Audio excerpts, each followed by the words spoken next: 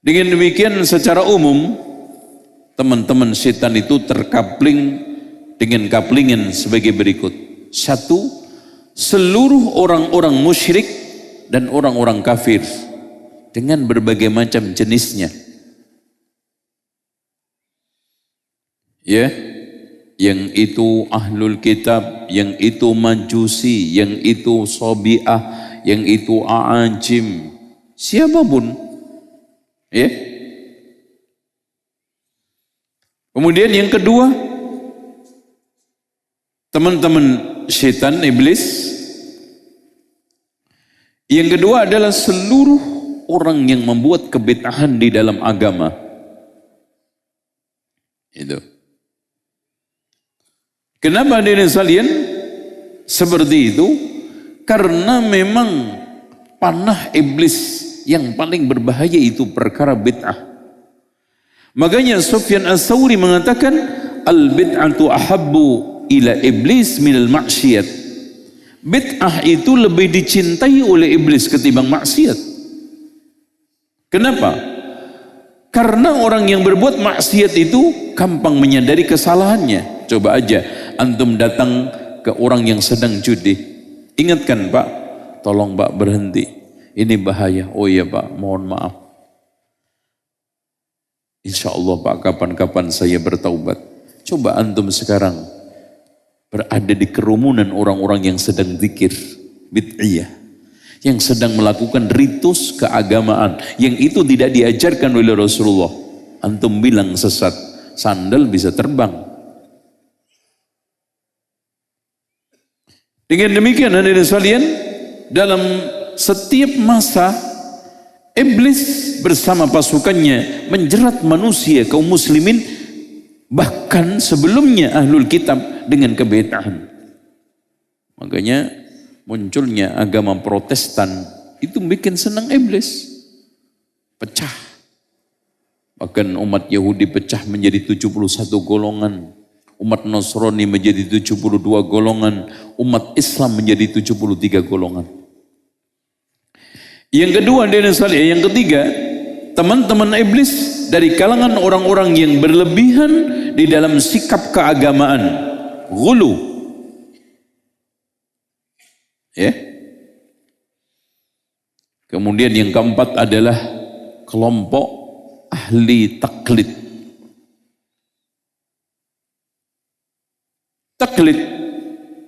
Makanya di dalam hadis Rasulullah disebutkan, inna syaitana qa'ada li ibni adam bi aturqihi.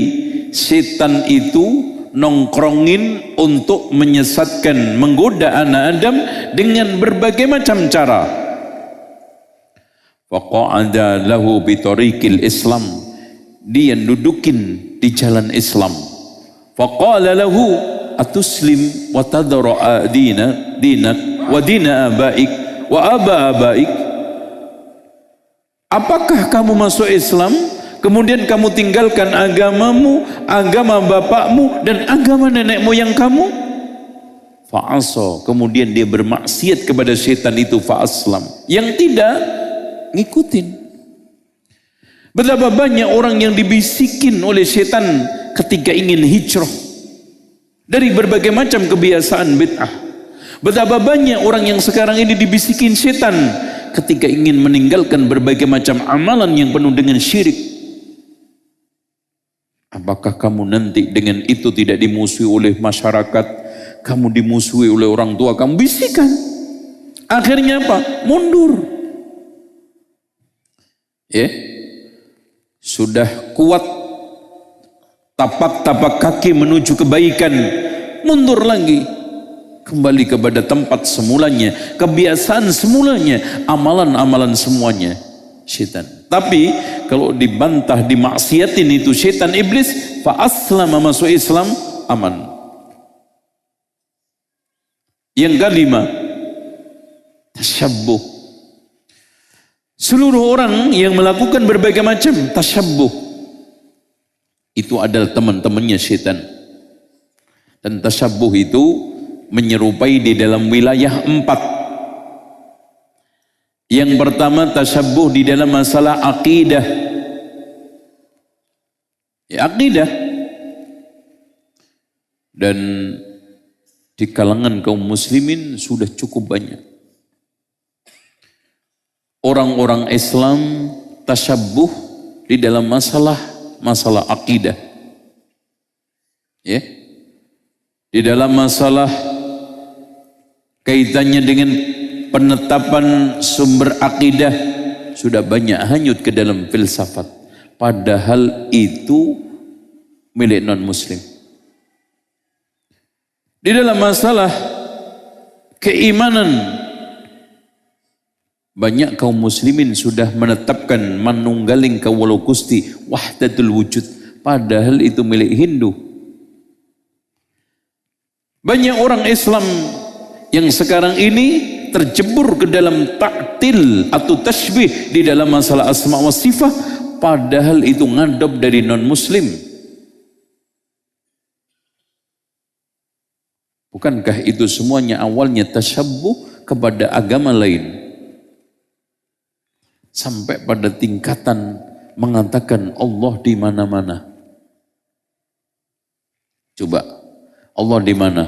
Di mana-mana. Terus di mana? Ya di mana-mana. Coba, bingung nggak itu, Pak?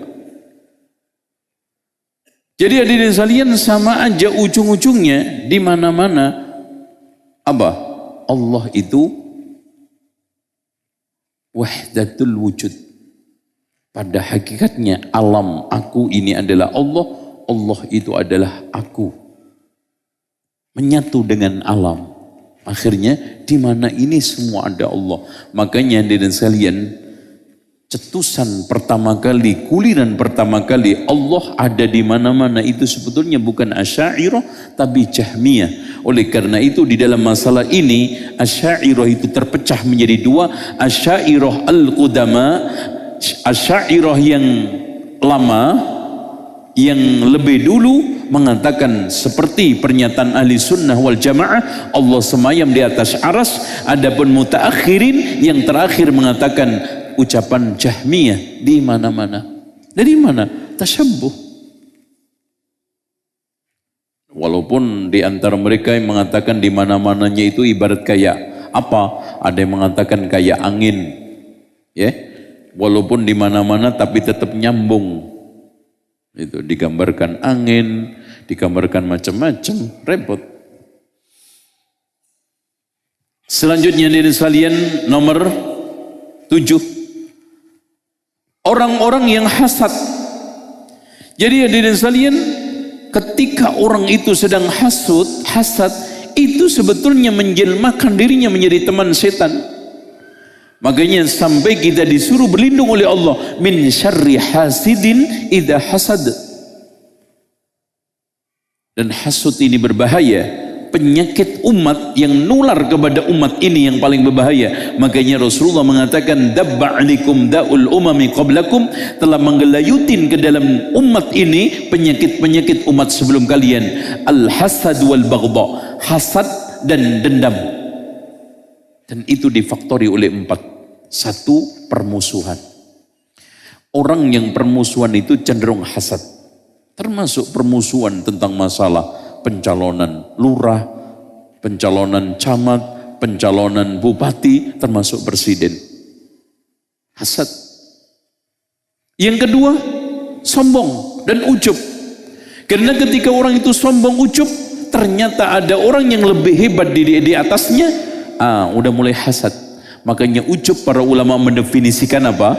Ketika kamu merasa punya kelebihan yang tidak dimiliki orang lain. Apapun itu bentuk kelebihan. Yang ketiga, adanya kenikmatan sama yang diperebutkan. Contoh, 2 ikhwan, 3 ikhwan rebutan akhwat 1. Hasad enggak itu? Satu nikmat, calon istri. Nah, yang keempat, persaingan. Persaingan bisnis, pedagang bakso, antar bakso, hasad. Pedagang kain sama kain, hasad. Bengkel sama bengkel, hasad. Pedagang asongan sama asongan, hasad. Pengelola pondok dengan pondok, hasad. Kiai sama kiai, hasad. ustadz sama ustadz hasad. Nggak mungkin ada ustadz hasad sama pedagang bakso, malah kerja sama api, saling tukar keuntungan. Baik. Yang selanjutnya adalah orang-orang jahil terhadap din. Semua orang yang jahil terhadap agama itu adalah teman iblis. Makanya supaya antum tidak menjadi teman iblis, belajar. Ya. Allahumma inna nas'aluka ilman nafi'a wa rizqan thayyiba wa amalan mutaqabbala. Sehingga karena indahnya ilmu agama itu, Rasulullah mencanangkan thalabul ilmi faridatun ala kulli muslim. Wajib. Kenapa diri sekalian? Karena ilmu itulah sumber seluruh kebaikan. Makanya Rasulullah mengatakan apa? Man yuridillahu bihi khairan yufaqihu fid din. Siapa yang dikehendaki oleh Allah kebaikan akan dipahamkan masalah agama. Dari sinilah Imam Ibnu Hazm mengatakan tidak mungkin orang menjadi baik tanpa ilmu.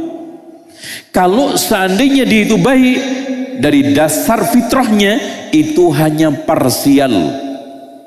Contoh, ada orang jahil, bahkan awam, bahkan mungkin non muslim, tapi baik, parsial, pendiam.